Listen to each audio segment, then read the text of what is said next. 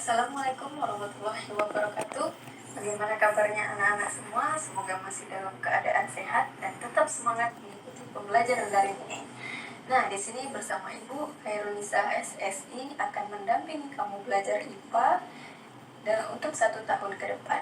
Nah, agar pembelajaran IPA kita lebih menyenangkan, silahkan simak video-video berikut dan jangan lupa ditonton sampai habis, karena di sana juga akan ada pembahasan materi kita yang ada di Google Classroom. Oke, check it out.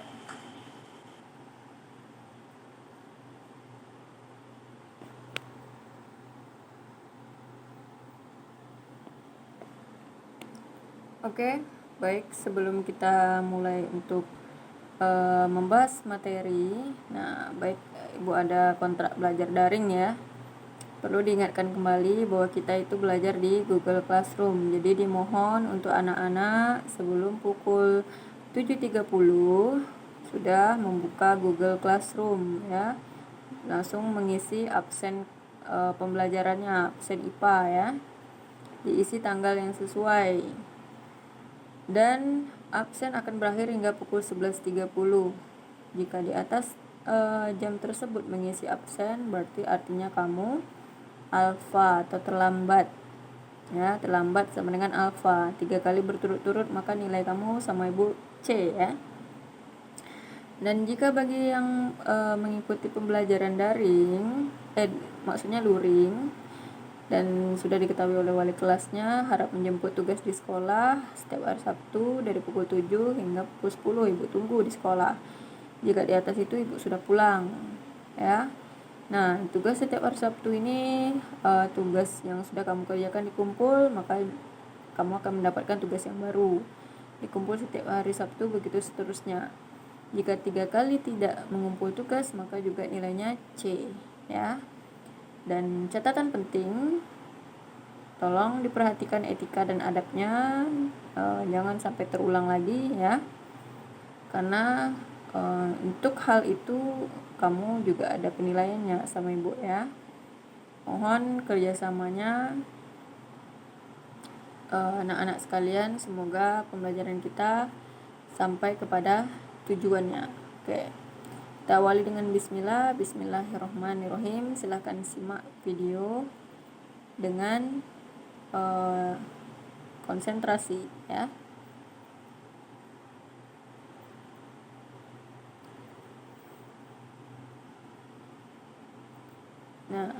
Nah ini dia. Kita sekarang sedang berada di materi pertama, yaitu sistem reproduksi manusia. Kemarin sudah diantar juga ya untuk membuka video dari Zenius ya. Itu baru pemanasan apa sih yang dibilang sistem reproduksi manusia, supaya kamu dapat gambaran. Dan kita juga sudah pretest, dan hasil tesnya itu banyak sekali yang masih istilahnya gabut ya, asal pilih aja. Bagi yang belajar alhamdulillah nilainya bagus, bagi yang enggak ya ngenes ya. Oke. Nah, kenapa sih kita harus mempelajari sistem reproduksi ini? Oke, perlu untuk kamu ketahui, sistem reproduksi ini kan meliputi organ-organ kelamin ya, hal-hal sensitif, menstruasi, kehamilan ya. Bagi kamu mungkin di tahap yang masih remaja ini masih tabu, tapi inilah gerbangnya kamu mulai tahu ya, karena kamu sudah mengalami namanya pubertas. Hormon-hormon seksual kamu sudah mulai naik ya, makanya perlu diarahkan supaya tidak salah jurusan. Oke. Nah, tidak ada hal-hal tabu-tabu lagi ya, tidak malu-malu lagi untuk mempelajari yang namanya sistem reproduksi manusia, terutama mengenal organ kelamin sendiri ya. Yang pria bagaimana menjaganya, yang wanita bagaimana menjaganya ya. Supaya apa? Supaya terhindar dari yang namanya penyakit sistem reproduksi. Apa saja penyakit sistem reproduksi? Paling rendahnya itu levelnya itu kurap ya. Itu karena jarang dibersihkan. tolong diganti pakaian dalamnya teratur 3 kali sehari, jangan dipakai berulang, itu akan menimbulkan yang namanya jamur ya. Yang akan lebih seriusnya, kamu harus terpaksa dirawat di rumah sakit ya, apa nggak malu ya. Nah, di sini Ibu buka-bukaan aja, ini untuk edukasi, bukan porno aksi ya. Nah, satu lagi untuk mencegah supaya kamu tuh tidak terkena pergaulan bebas ya. Pergaulan bebas itu kan berawal dari coba-coba, ingin merasa bagaimana sih pacaran itu. Nah, itu setannya dari pacaran ini nih. Tolong bagi yang pacaran, kalau masih penasaran, tahapnya masih sekedar ya jalan-jalan berdua, tapi kalau sudah setan masuk, nah Ibu sarankan tinggalkan pacaran ya. Tinggalkan pacaran, gak ada gunanya. Sekali kamu masuk, nah kacau lah cita-cita yang kamu kejar. Kamu ingin jadi orang sukses, punya rumah, punya mobil, punya ini, punya itu. Tapi ketika kamu sudah terhasut sama setan, bisa jadi kamu berakhir di penjara, bisa kamu stres, menyesal, bunuh diri. Nauzubillah min zalik. Jadi tolong jauhkan perbuatan-perbuatan yang dilanggar agama, dilarang agama ya. Nah, pergaulan bebas muncul juga dari sana. Misalkan, ini yang perempuan terutama ya. Dek, boleh pegang dek, dek boleh pegang ini dek, itu dek. Akhirnya kebablasan, boleh, tahu-tahu kamu hamil. Ketika kamu sudah menstruasi, berarti kamu sudah bisa hamil ya. Perlu dicamkan itu ya. Tolong anak-anak Ibu yang perempuan dijaga ya kehormatannya itu. Nah, kalau sudah terjadi demikian, akhirnya kamu menyesal ya. Bukan kamu saja, bukan kamu pribadi yang menanggungnya, tapi orang tua kamu malu, rugi waktu, rugi tenaga, hancur cita-cita ya. Banyak orang yang dirugikan. Jadi berpikir dulu sebelum bertindak. Berbanyak bekal agama, dan semoga anak-anak Ibu di sini setelah mempelajari ini dijauhkan dari hal-hal demikian. Banyak-banyak berdoa ya, karena setan selalu menggoda, memang itu tugasnya. Nah, untuk selanjutnya kita masuk ke materi berikut, yaitu ya mohon ya anak-anak untuk mempelajari dengan serius, bukan malu-malu atau gimana ya. Nah, dari mana sih kita mulai dulu reproduksi itu, atau bertambahnya individu baru, bertambahnya manusia itu berawalnya dari mana? Yaitu berawalnya dari yang namanya pembelahan sel. Kita belajar sel, sudah dipelajari ya di kelas 7. Mohon dibuka lagi bukunya. Ibu tidak akan mengulang apa itu organel sel, mitokondria, retikulum endoplasma, ribosom, lisosom, kloroplas, kalau pada tumbuhan ya. Tidak, karena kita fokusnya nanti ke beberapa organel saja. Nah, oke. Kita bahas dulu ya definisi pembelahan sel. Nah, pembelahan sel itu adalah proses perkembangbiakan suatu sel menjadi 2 atau lebih sehingga terbentuk sel baru. Nah, jadi sel ini dia bertambah banyak ya. Dari mana dia jadi sel baru? Sel lama berubah jadi sel baru. Nah, sel lama itu bisa jadi dari kamu mulai datang ke dunia itu dalam bentuk zigot ya, pertemuan sel kelamin, sel telur dan sel sperma membentuk zigot. Nah, itu kan terbatas tuh selnya. Artinya mata saja belum terbentuk kan, tangan kaki belum jelas wujudnya. Lama kelamaan tumbuh sel-sel baru akhirnya terbentuk tangan, mulai kulitnya sudah semakin banyak, luas kan, semakin keras.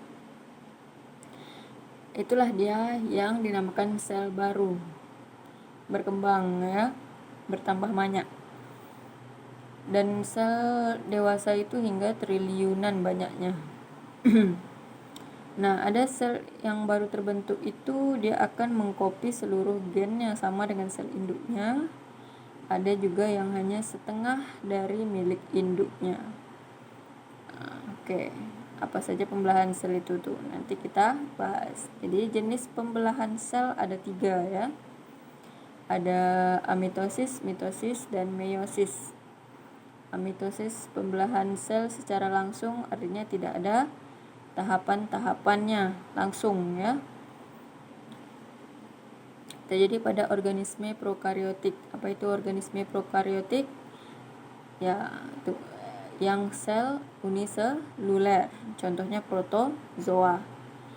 Dia membelah sel secara langsung. Cepat ya. Berarti dia lebih cepat lagi dari sel-sel kita. Bertambah banyaknya. Terus yang mitosis secara tidak langsung, berarti dia melalui beberapa tahapan. Dan ini terjadi pada organisme eukariotik. Contohnya manusia, selnya lebih lengkap ya, multiseluler, dan itu terjadi di sel somatis atau sel tubuh. Yang ketiga meiosis, yaitu secara tidak langsung juga terjadi di sel kelamin, sel sperma dan sel telur ya. Apa perbedaannya? Untuk amitosis kita tidak pelajari, ini hanya gambar pengenalan secara umum ya, jenis-jenis pembelahan sel, karena kita fokus ke judulnya apa? Sistem reproduksi manusia. Jadi yang dialami manusia pembelahan selnya hanya mitosis dan meiosis. Oke, selanjutnya, nah ingat-ingat lagi ya, sel-sel itu apa saja. Pada materi ini sel yang akan kita fokuskan pelajari yaitu nukleus. Nukleus atau inti sel ya. Disinilah pusat koordinasi seluruh organel-organel sel. Di dalamnya juga terdapat yang namanya materi genetik ya, pengkopian materi gen-gen dari sel induk juga terjadi di sini ya. Nah, nukleus. Nah, ingat-ingat lagi bagian-bagian organel. Ketika diperbesar, inti sel itu akan terlihat di sebelah kiri kamu tuh ya, gambarnya yang warna pink-pink itu. Nah, itu ada inti dari inti sel, namanya nukleolus. Nah, inti sel itu memiliki membran yang disebut membran inti ya, pembatasnya, supaya dia tidak tercerai-berai yang isi dalam inti sel itu. Nah, di dalam inti sel itu ada yang namanya benang-benang yang disebut kromatin. Nah, benang inilah yang berisi DNA, bentuknya halus. Nah, nanti krom ini ada 3 jenisnya, ada kromatin, kromatid, kromosom. Ya, kromatid itu benang yang sudah menebal. Nah, pada gambar yang warna ungu bisa kamu lihat, bisa diperbesar mungkin. Di situ kromatin tidak ada, yang ada menjadi kromatid. Nah, kromatid adalah kromatin yang sudah menebal, artinya memadat, DNA-nya sudah madat, semakin banyak atau terkopi ya dari sel induknya untuk siap-siap dibelah ya. Nah, pada gambar warna ungu itu salah satu gambar tahapan si mitosis ya. Nah, di situ membran inti. Nah, ingat ya, yang akan kita bahas itu nanti ada kromatid. Pertama itu inti sel, kromatin, kromatid, membran inti, benang-benang spindel, sentriol, kutub inti. Ya. Oke, tadi kromatid, sekarang kromosom. Apalagi itu kromosom, Bu? Nah, Ketika struktur DNA lebih rapi dan lebih kompleks, lebih banyak, maka dia akan tersusun membentuk yang namanya kromosom, melingkar-lingkar dia di dalam kromosom. Nah, untuk diketahui bahwa panjang DNA ini jika dibentangkan itu panjangnya jutaan meter. Kalau dibiarkan saja terbentang di dalam tubuh, maka akan sangat kacau balau. Itulah kebesaran Allah Subhanahu wa taala yang menciptakan kita sangat detail ya. Sampai menyusun kromosom hal-hal kecil yang tidak tampak oleh mata kita sangat rapi. Jadi agar mudah untuk dibelah, dibawa-bawa untuk menjadi sel baru, maka DNA itu akan tersusun rapi dalam kromosom. Ya, bentuknya seperti pita. Oke, jumlah kromosom manusia itu 46 kromosom. Jika dia berpasangan, maka setengahnya menjadi 23 pasang. Nah, ingat-ingat di tengah-tengah kromosom itu nanti ada bulatan yang disebut sentromer. Jadi kromatid adalah setengah dari kromosom ya. Nah, ini dia jalur DNA manusia. Ada gambar manusia di situ ya. Coba kamu perhatikan, hanya diambil dari titik bahu saja ya, karena sel sangat kecil kan. Diperbesar, terlihatlah itu inti sel dan sel-sel lainnya. Perbesarannya dengan menggunakan mikroskop elektron atau mikroskop cahaya ya. Nah, di dalam inti sel itu terdapat materi DNA atau materi genetik. Nih dia gambar DNA itu double helix ya, lingkarannya itu double, atas bawah. Isi dari DNA itu ada nukleotida, yaitu ada protein, asam, basa, dan glukosa. Nah, nanti kita akan bahas ini pada bab 3. Selanjutnya akan terbentuk ketika masuk histon. Apa itu histon? Kamu cari tahu. Nah, akan melilit terus menyusun sehingga membentuk kromosom. Itulah dia, berarti kromosom adalah lilitan-lilitan rapi yang berisi untaian DNA. Banyak ya untaian DNA-nya.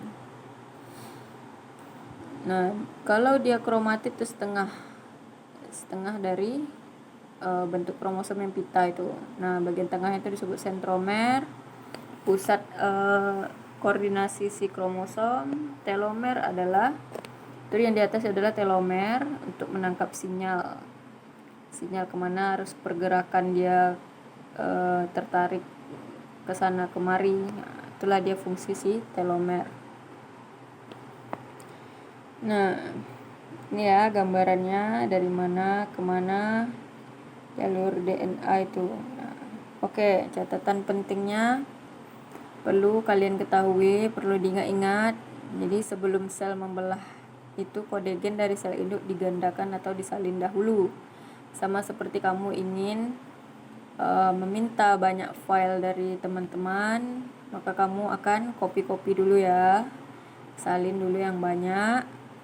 Setelah cukup, setelah apa yang dicari sudah terpenuhi ya, baru kamu pindahkan ke flash disk. Nah, begitulah dia gambarannya, salinan kode genetik.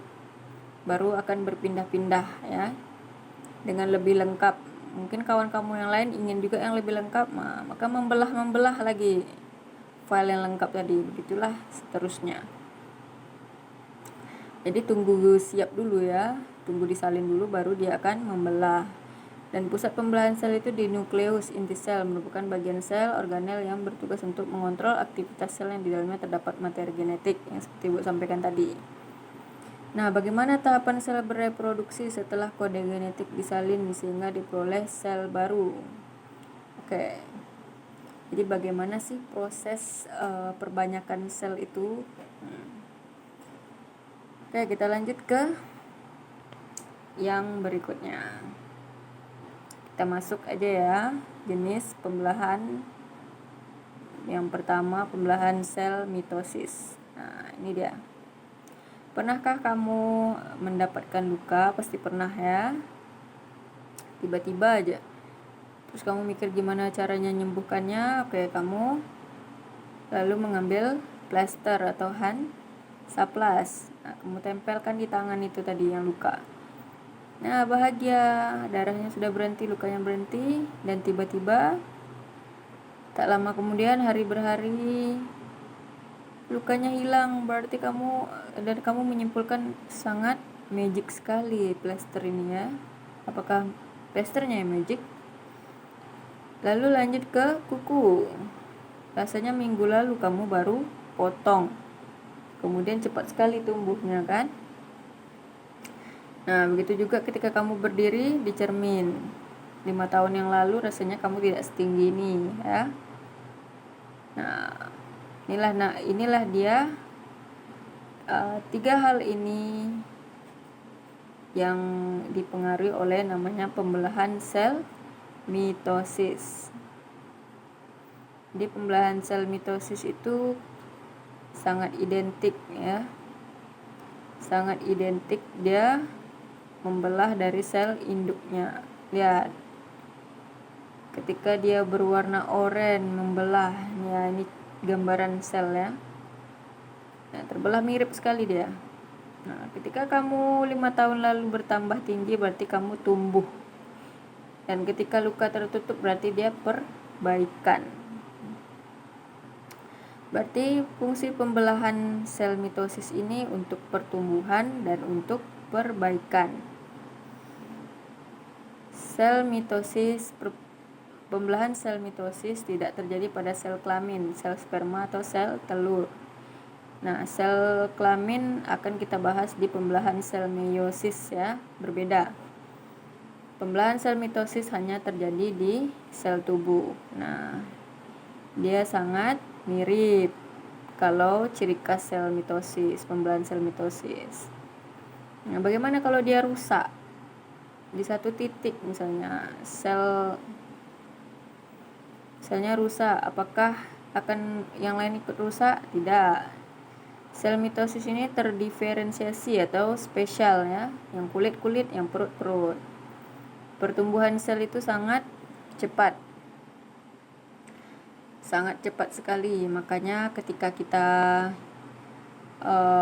sadar bahwa kita bertambah,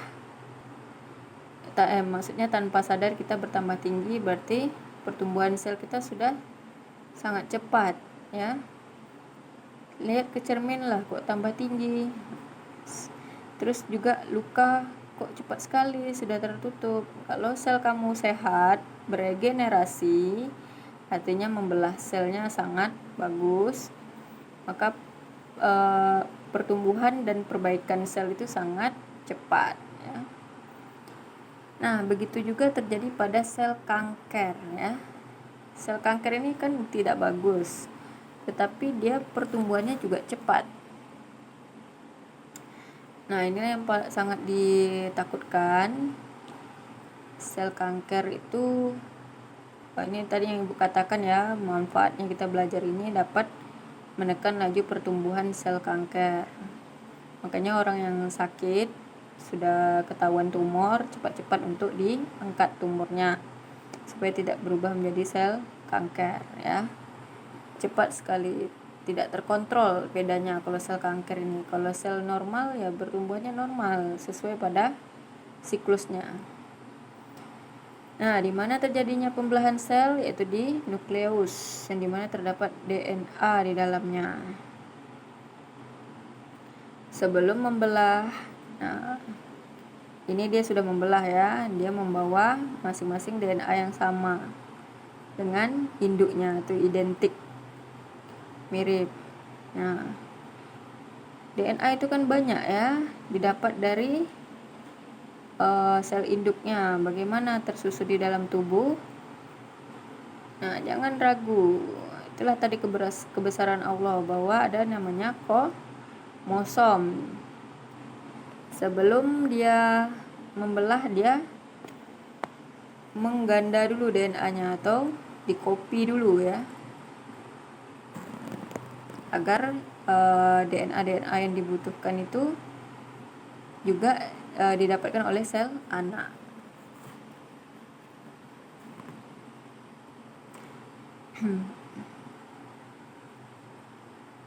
Nah, ini dia. Misalkan ini sentromer ya, tulis 1, 2, 3, 4 kromosomnya. Ingat kromosom ada 46 ya, tapi tidak semua bisa dituliskan, penuh nanti layarnya. Nah, sister kromatid katanya, berarti saudaranya ya, masih identik, saling bergabung. Jadi adanya sentromer inilah yang untuk mengikat dua kromatid sister mirip.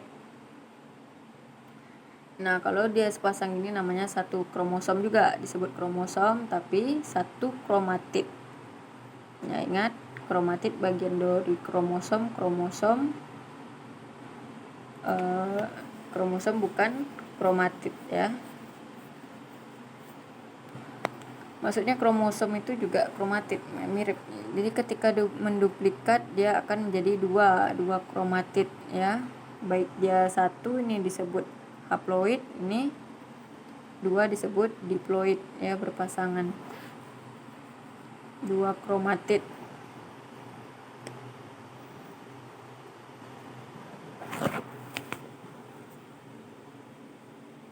Nah, ini dia sebelum membelah 46 kromatid kromosom. Ketika dia membelah kan semakin banyak menjadi 92 kromatid. Nah, itulah dia pembelahan mitosis. Apa tahapnya? Primat, profase, metafase, anafase, dan telofase. Profase, kita masuk yang pertama ya. Pro artinya before, sebelum. Jadi sebelum si kromosom ini membelah, maka dia menebal dulu ya. Menebal, nah, itu dia condensing istilahnya, kondensasi. Menebal, tahap profase sebelum dia membelah. Benang-benang spidal juga mulai ya. Metafase, M for middle katanya.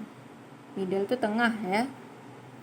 Pada tahap metafase, kromosom sudah tersusun di bidang ekuator dan membran inti sudah pecah.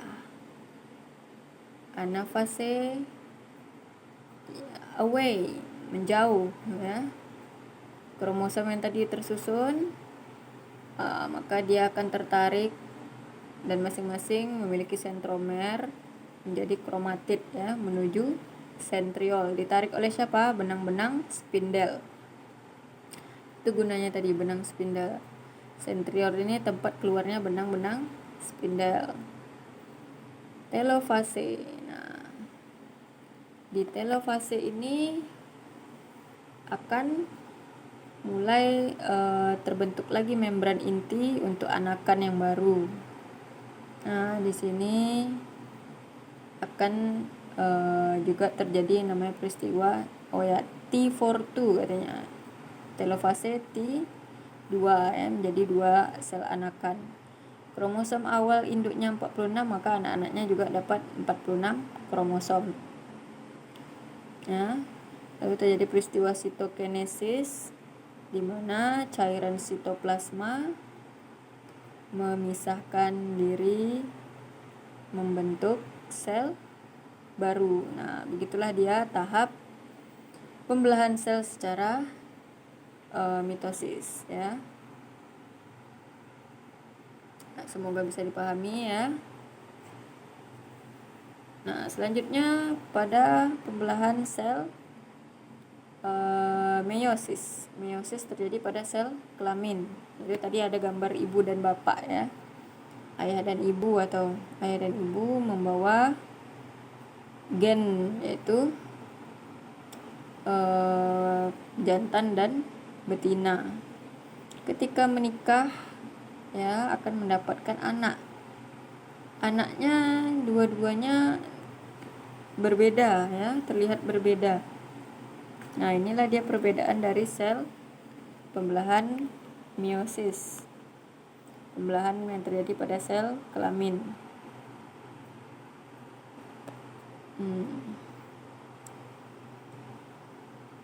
Kenapa hal itu bisa terjadi? Nah, meiosis tidak sama dengan mitosis. Ya. Perbedaannya kalau mitosis itu pada skin cell, itu sel kulit, sel perut, ya. Dia sudah terdiferensiasi, punya fungsi-fungsi spesial. Akan sama, identik dengan induknya. Induk punya sel kulit, ya anak punya sel kulit yang sama, mirip, persis untuk menyusun pembentukan sel kulit. Nah, kalau pada ini tadi masih mitosis ya, untuk pertumbuhan katanya, untuk luka tadi ya, fungsi untuk perbaikan, fungsi mitosis. Kalau meiosis fungsinya untuk ya, dia tidak jadi sel tubuh, tapi di sel sperma dan sel telur menghasilkan yang namanya gamet, ya. Menghasilkan yang namanya gamet, ya. Ini sel gamet itu namanya sel kelamin, ya.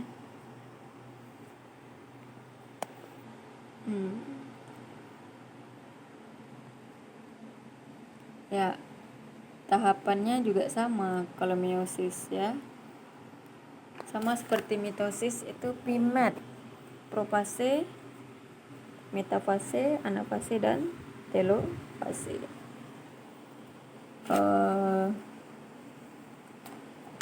Profase tadi mulainya kromatin menebal dan membran inti mulai akan rusak ya.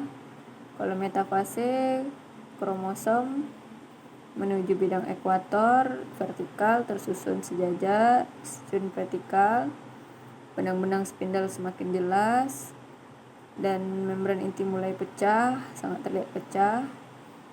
Anafase, kromosom yang tengah tadi tertarik oleh benang spindel menuju kutub-kutub inti atau kutub sentriol ya.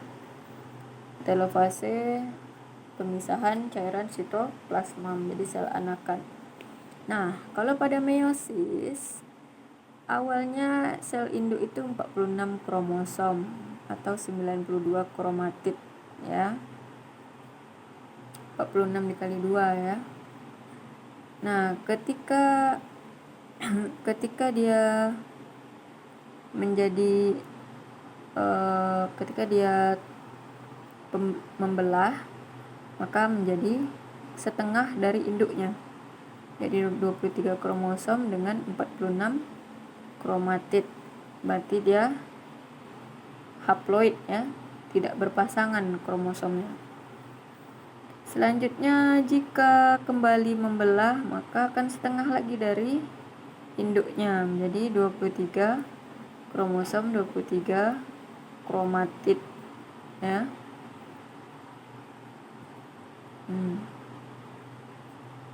Setengahnya. Jadi paling minimal itu adalah 23 kromosom. Perbedaan dari pembelahan sel mitosis ya. Berkurang jumlah kromosom sel anakan. Nah, ini dia tadi. Mitosis 46 induk, anak-anak 46 juga kromosomnya. Meiosis 46 induk, anak-anak menjadi 23 sampai ke bawah 23. Dan jumlah sel anakan yang didapat adalah 4. Mitosis hanya 2 untuk sekali pembelahan. Nah, ini dia telofase. Telofase 2 adalah masternya untuk membuat pembelahan kedua katanya. Jadi pada tahap pembelahan sel meiosis ini terjadi 2 kali pembelahannya sehingga didapatkan kromosom anak itu setengahnya dan jumlahnya menjadi 4 inti sel. Nah, oke, tahapnya itu sama profase 1 ya. Sama seperti tadi before, itu sebelum dia membelah maka dia menebal dulu kromosomnya. Tapi ada perbedaan sedikit ya. Kromosom homolog akan saling berdekatan ya. Ini dapat dari sel kelamin ya. Nah, misalkan gen untuk membawa warna mata ya, dapat dari sel kelamin. Nah, dia akan saling menempelkan kodenya masing-masing. Jadi si A akan membawa sifat B, B akan membawa sifat A. Itu namanya crossing over, pindah silang ya. Ini dia. Jadi ada total-totalnya. Itu artinya si biru membawa sifat hijau, hijau membawa sifat biru.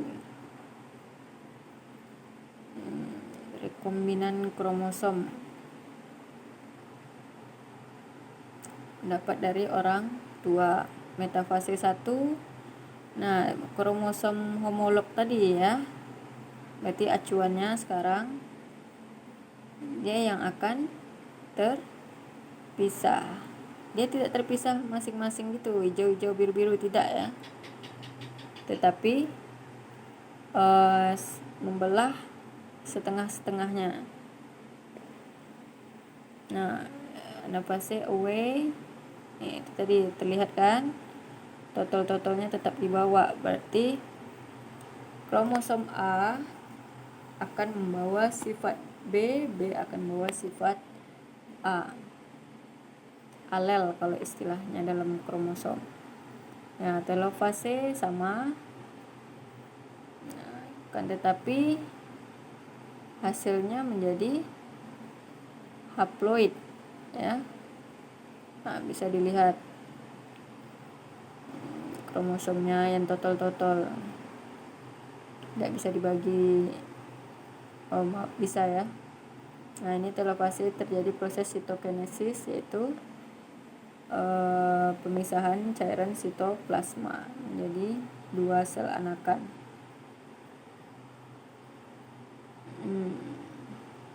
Ya. Nah, itu tadi sudah berkurang ya jumlah si kromosomnya dari sel induknya. Sekarang masuk lagi pembelahan kedua, mulai dari profase 2. Nah, ini mereka tidak akan terpisahkan kalau sudah menempel seperti ini ya. Nah, artinya tadi yang seperti Ibu bilang, sifat A dibawa sifat B, B membawa sifat A. Sudah mulai menampak membran inti, mulai hilang maksudnya. Nah, ini si kromosomnya mulai ke bidang ekuator vertikal ya, untuk terbagi. Nah, fase 2 sama away, ditarik oleh benang spindel menuju kutub sentriol. Nah, selanjutnya itu telofase 2. Nah, telofase 2 ini akan membentuk 4 anakan ya. Nih masing-masing kromatid, satu kromatid, tapi membawa sentromer, membawa alel sifat-sifat kromosom lain yang satu saudara ya, masih sejenis. Nah, akhirnya terbentuk 4 anakan, yang dimana jumlah tiap anakan itu memiliki setengah dari kromosom induknya. Nah, ini dia gamet, terjadi perpindahan silang. Akhirnya sel anaknya sangat bervariasi. Kan tidak sama lagi tadi kromosomnya kan, karena dia sudah saling menempel. Jadi sifatnya berbeda-beda, gennya berbeda-beda, hanya saja satu sama lainnya punya keterikatan. Dalam artian keempat sel anakan ini ada kesamaan dengan sel induknya, hanya setengah dari sel induknya. Sama seperti kamu bersaudara, mungkin dari warna mata berbeda ya, warna bola matanya, warnanya, bentuknya, tapi mungkin sama-sama sipit, ada paras-paras sipitnya. Nah, itu dia tadi, karena didapat dari orang tua yang juga ada mata sipit. Nah, itu tadi si kromosomnya masih saling berkaitan walau tidak identik lagi ya, dan jumlah kromosomnya setengah dari sel induk. Different, beda-beda, semuanya berbeda, sangat bervariasi.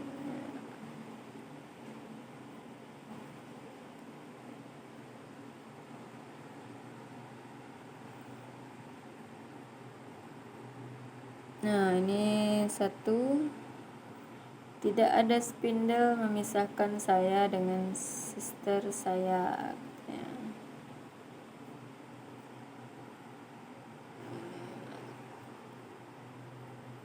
Jadi artinya si kromosom A dapat kromosom B dapat kromosom A. Ya, baiklah demikian penjelasannya, semoga dapat dipahami. Dan sekiranya ada pertanyaan silahkan di komen di kolom komentar. Lanjutkan dengan pengerjaan tugas ya yang sudah Ibu berikan. Dan jika kamu penasaran dengan video aslinya, itu enak ya untuk mempelajari materi biologi di sana, karena animasinya lucu. Bisa kamu lihat di YouTube Amoeba Sisters. Ya, ini Ibu cut mana yang bisa kamu terima. Oke, sekian dan terima kasih. Wabillahi taufiq wal hidayah. Assalamualaikum warahmatullahi wabarakatuh.